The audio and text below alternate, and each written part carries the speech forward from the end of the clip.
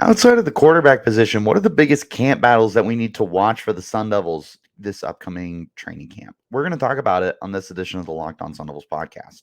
You are Locked On Sun Devils, your daily podcast on the Arizona State Sun Devils, part of the Locked On Podcast Network, your team every day.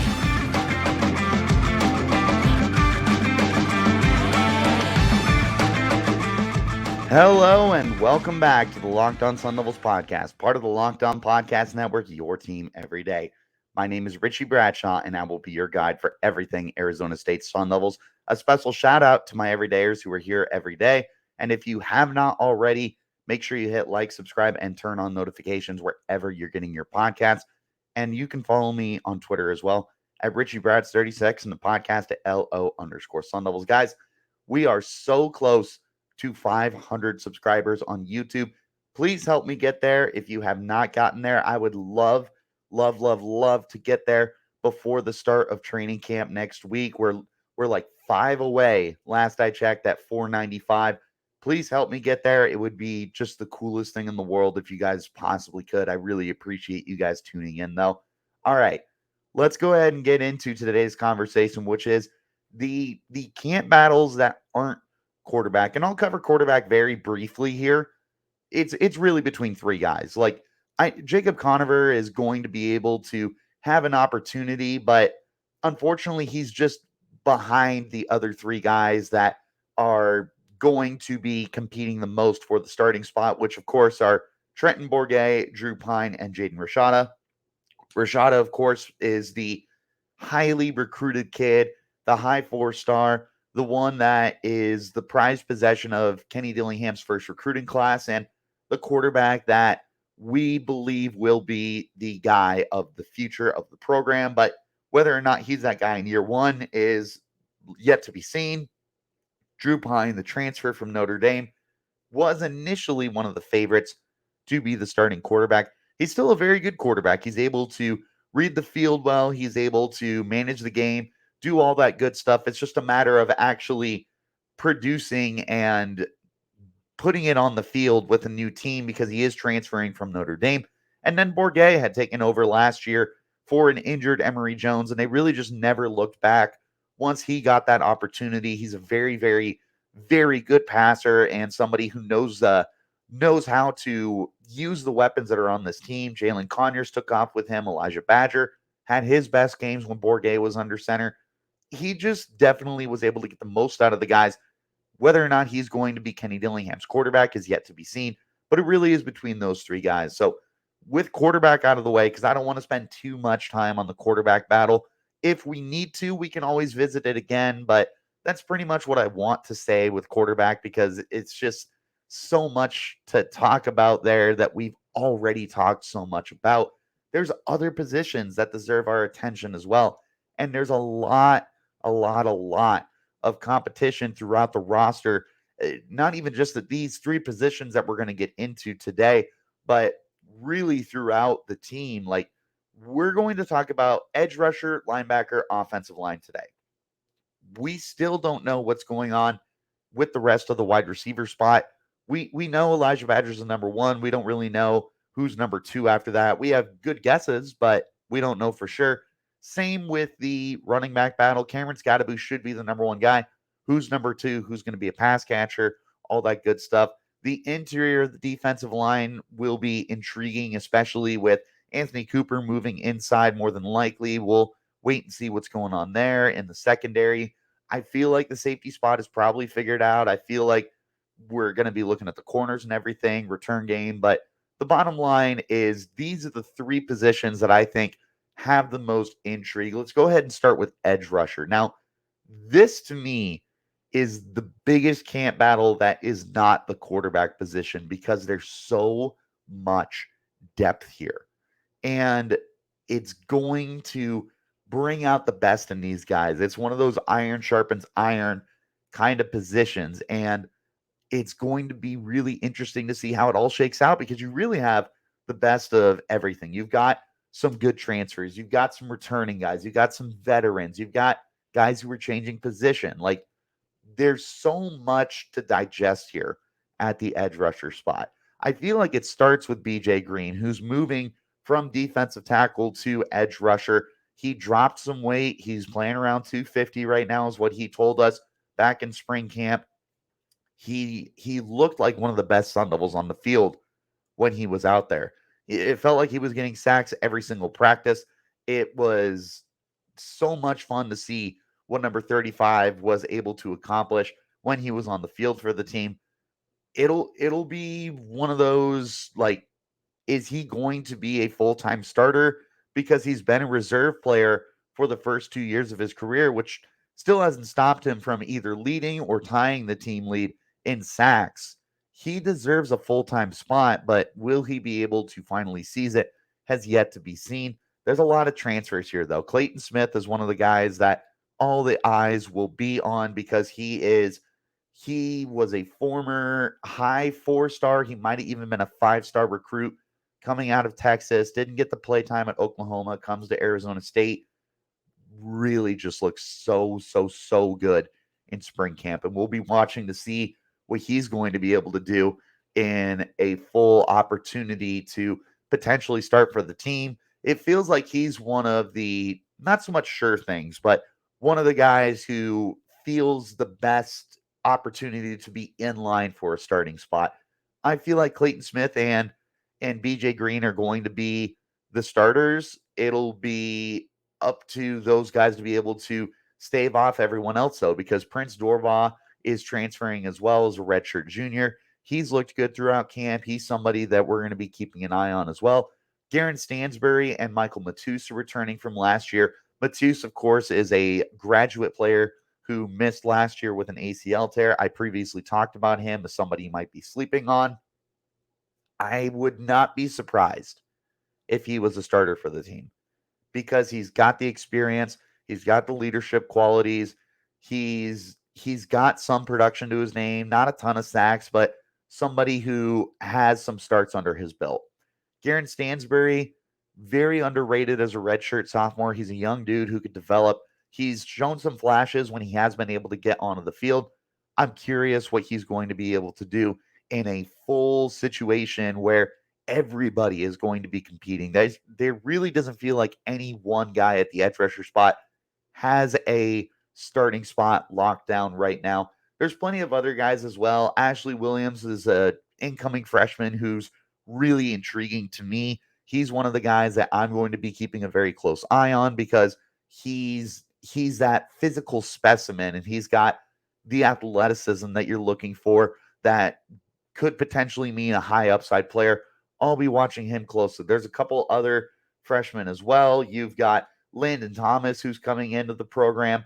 You've got Kieran Borda is coming in, but he might be more competing for the defensive interior. Same with the transfer redshirt freshmen, Sam Benjamin and Tristan Monday. Feels like they're probably going to be competing more on the interior of the line. Elijah O'Neill is a junior transfer for the position. There's just so much going on here. Maybe even Anthony Cooper will still compete for a starting spot at the edge rusher position, even though I believe he's probably going to be moving to the interior of the line. But bottom line here, looking at the excuse me, the pass rushing spots really throughout the entire defensive line, but especially at the edge rusher spot. There's so much unknown here. Not even uncertainty, just unknown. We don't really know how it's going to shake out. We don't know who's going to stand out the most compared to the rest of the guys because there's so many players here that could potentially earn starting roles. And I'm really excited for that because I think that that's going to be a position and a situation that you're going to rely upon for them to really build each other up, get the most out of all of this competition, and at the end of the day, produce maybe the best competition, I suppose, on the defensive line. There's lots of upside too, so I'm really interested to see how everything shakes out there. But that's the first positional battle that I want to talk about right now. I also want to talk to you guys about eBay Motors because for a championship team, it's all about making sure every player is a perfect fit. And it's the same when it comes to your vehicle. Every part needs to be just the right fit. So next time you need parts and accessories, head to eBay Motors. With eBay Guaranteed Fit, you can be sure every part you need fits right the first time around.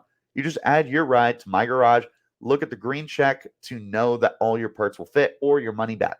Because just like sports, confidence is the name of the game when you shop on eBay Motors. And with over 122 million parts to choose from, you'll be back in the game in no time. After that, it's easy to bring home an easy win when the right parts are guaranteed. Get the right parts, the right fit, and the right prices on ebaymotors.com. Let's ride. eBay Guaranteed Fit, only available to U.S. customers, eligible items only, exclusions apply. Thanks for joining me, guys. Wherever you get your podcast, hit like, subscribe, and turn on those notifications so you get an update whenever we post new content. Stay in touch because we're going to be doing camp battles for the next month, pretty much, as we're looking at training camp getting ready to start next week. You won't want to miss it. And we're going back to 5 days a week starting next week. Stay in touch with the best content there is, y'all. All right. Next positional battle to look at here. I got the linebacker spot. And there feels like two runaway favorites to be the starters here. But there's a lot of young guys or returning veterans here to look at as well. The two runaway guys are both transfers and both guys who have production to their names. You've got Trey Brown, who I feel is the closest thing to a lock at the position as there is anybody else on the roster.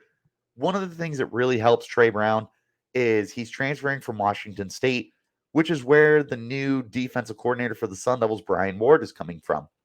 The familiarity in that system and the production that he provided last year as one of the leading tacklers for the team makes me think that this is really just a perfect situation for him to come to, be a full-time starter, have the opportunity to really audition himself for the next level of his career.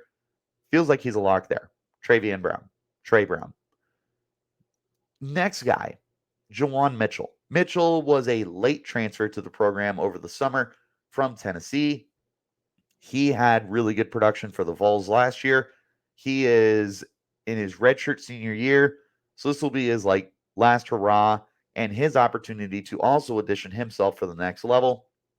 With what he was able to do in the SEC, feels like he's going to be one of the guys that you're going to be most comfortable, most confident, and in his ability to be a starter in the first year of a new defensive scheme. You also like that he's got some leadership qualities to him. You love that there's already proven production with him compared to the rest of the guys on this roster. It really is just Mitchell and Brown are so far ahead of everybody else on this roster because they actually have playtime and starting experience with their respective programs. So coming to Arizona State where there's not that, because you are replacing Merlin Robertson, you are replacing Kyle Sully, guys who have been with the program for 5 years. When you lose those kind of guys and then the players behind them really don't have that much full-time playing experience, this is where it starts to turn into, well, we're going to go with the guys that we know have played at a high enough level. But the next guys to talk about are James Joncum and Will Schaefer, Caleb McCullough as well, because those are the returning Sun Devils to the team. All of them are either redshirt sophomores. In the case of James Joncum, he is a junior transfer. So you've got these guys who have some experience with the Sun Devils, have some chemistry with the defenders that are already on this roster. But the problem is this is a new defense. It's not the one they were playing on a year ago. This isn't anything that they've gotten to experience before. Plus, with a lack of starting time to their resume, it does put them behind a little bit compared to Jawan Mitchell and Travion Brown. So I'm not opposed to any of them starting. I'll go ahead and put that out right now. Between Joncum, Schaefer, McCullough, I would have no problem with any of them starting. They've been Sun Devils. And especially in the case of Schaefer, it feels like these are guys that really just embrace and are the epitome of what you're looking at for the position. And that's not a shot to Joncum or McCullough at all. I just look at Will Schaefer as somebody who would have been as close to a starter as anyone else on this roster had they not really hit up the transfer portal. And speaking of the transfer portal, there's two other guys that are transferring as well. Tate Romney from BYU and Crew Jackson from Kansas, or not Kansas State. Yes, Kansas State. Yeah. Romney and Jackson, really intriguing, athletic profile guys. They're young. They're people that Dillingham really wants to incorporate into his scheme because they were some of the most important and early on transfers that he was able to grab when he first got here to the program. In the case of Crew Jackson, especially, he's one of those, he could be like a hybrid player where he could be like a safety linebacker kind of player for you and do a little bit of everything for your team. One of the more intriguing players on this roster, in my opinion, is Crew Jackson. And then Kavion Thunderbird is an incoming freshman for the team. We're really intrigued to see where he's going to be, but it definitely feels like he's going to be in for maybe a redshirt year as he gets his feet under him at a Power 5 school and the team rolls with more veterans than they do some of the young guys. For Romney and Jackson, I'm intrigued to see where they fit into all of this, but I do think at the end of the day, this is going to be a team that's going to roll with the veterans, with Jawan Mitchell and Trey Brown at the forefront. Will Schaefer, James Joncum, and Caleb McCullough, I definitely feel are that next string of guys. And then after that, you'll have the younger guys. It definitely feels like it's more tiered than any other position on this roster. But nonetheless, I am looking forward to see how they shape out, how they motivate each other, how they're able to, like I said, that iron sharpens iron kind of mentality on the defensive line. I'm intrigued to see where it goes from there. I really do think that this is going to be one of the most intriguing battles, but at the same time, I feel like it might already be figured out.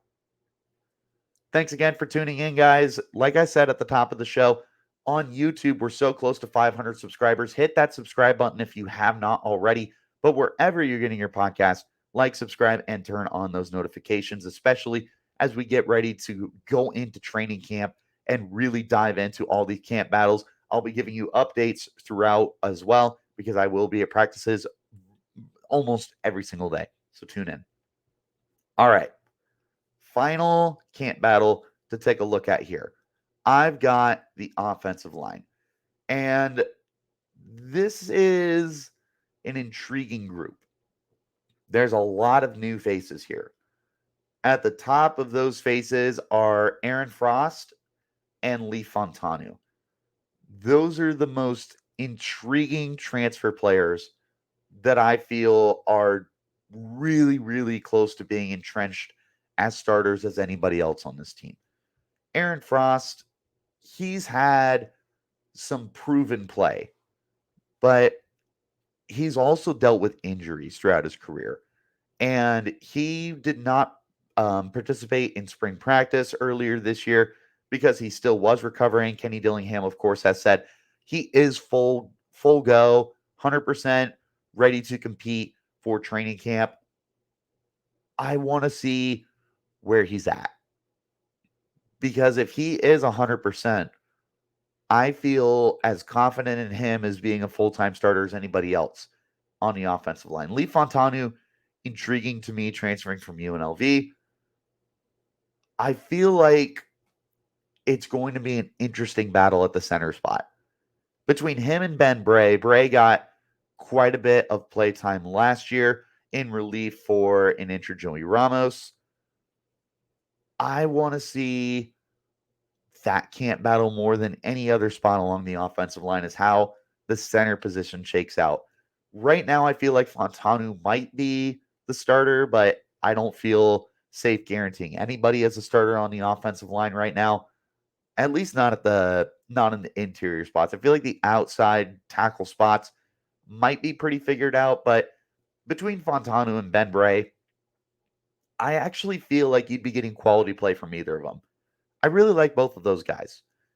Among an offensive line that has so many uncertainties right now, I feel like the center spot is one of the more secure positions and that you'll be getting at least quality level play from whoever it is between Fontanu and Ben Bray.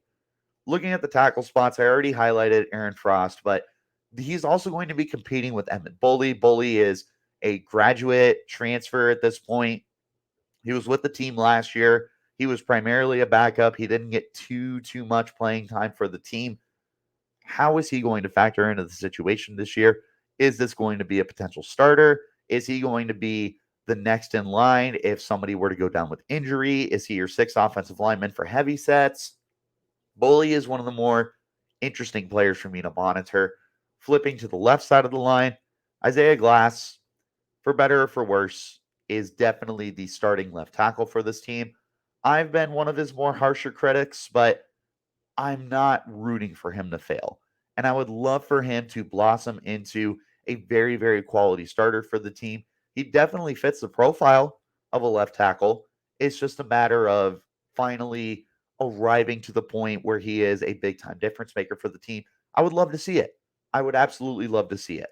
And among the remainder of the offensive line, he's got the most play time under his belt. He's got some of the more like comforting abilities, I suppose. I'm not sure how to articulate what I'm trying to say, but Isaiah Glass really interesting to me as far as somebody who has the most experience here, has pretty much a job secure as long as he doesn't just completely blow it in training camp, but he's one of the guys that I feel safest about, I suppose.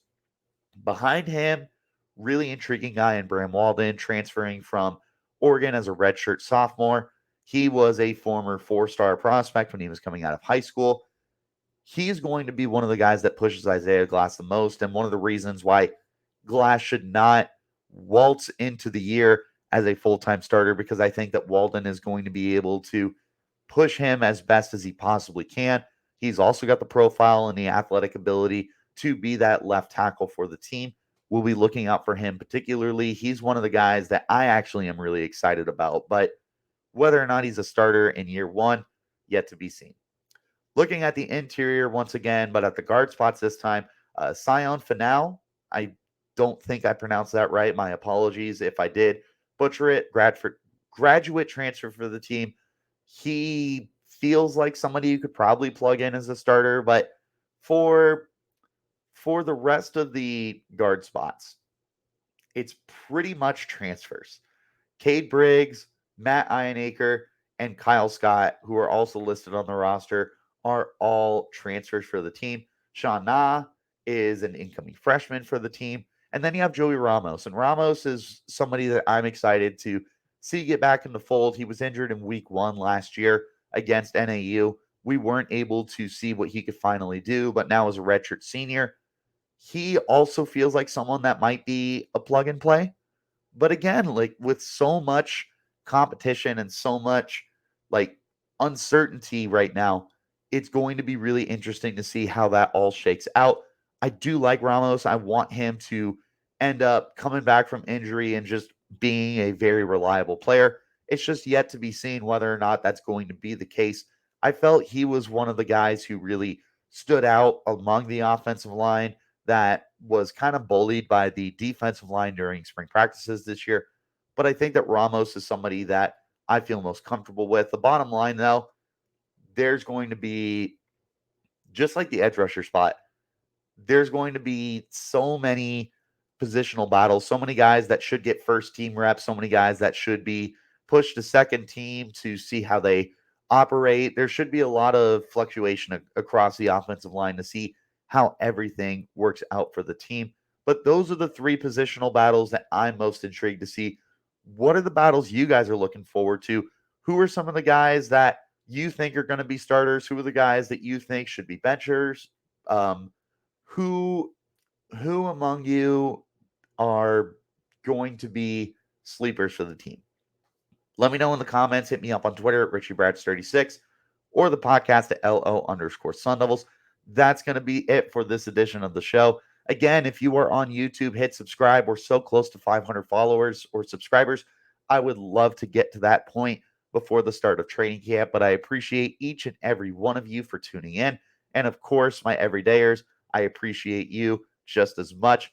Thank you guys for tuning in. That's all that I got for you guys today. We will be back at it again tomorrow. Until next time, though, you keep it locked right here on Locked On